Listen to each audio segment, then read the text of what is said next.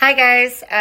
So since we've been on this health kick about detoxing, I wanted to talk about chronic disease and how it develops slowly over time and the patterns that influence inflammation, metabolism, cellular health over time, because that has a lot to do with our our lifestyle drivers of chronic disease are based on evidence and not fear-based items, obviously, and what you can do to influence those things in your life.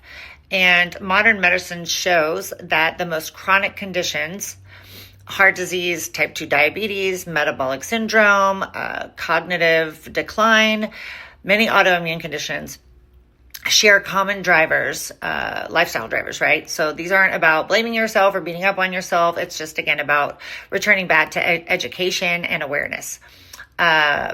Evidence from supported factors are this is going to be a little long, but chronic inflammation, so low-grade persistent inflammation that acts in the background of the body. It disrupts insulin signaling, blood diagnoses. Inflammation is strongly influenced by sleep, diet, stress, movement, and environmental exposures, right? So poor sleep is not, it has to be repaired, right? Biological repair over time is what it leads to. So getting less than 7 hours of sleep it affects your hormones, it affects your immune function, appetite, brain, detoxification processes. Improving your sleep alone will improve your health vastly. So ultra processed diet foods, highly processed foods are the norm these days, especially for adults.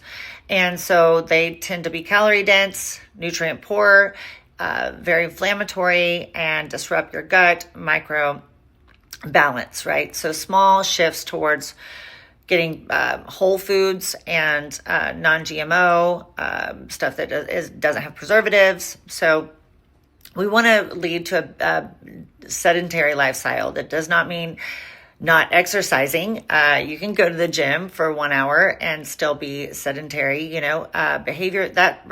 Sedentary behavior refers to long periods of low energy activity, sitting, driving, screen time, where muscles remain largely inactive. So we have to make sure that we are getting outside, walking, running, working out, outside time. Blood sugar regulation will worsen without it. Circulation worsens, your metabolism decreases, and your body is designed for frequent movement throughout the day. It's not designed to sit in a room for 8 hours or a class or work. So you should have workouts or a lifestyle that is situated around going outside and doing things for at least 60 minutes a day. So your frequency matters. Being consistent matters. Chronic stress, that long-term stress keeps cortisol elevated. So over time, this impacts your immune balance, your abdominal fat, your blood pressure, your sleep quality. Again, with sleep, I can't talk today. Emotional regulation, stress management. It affects so much of your life.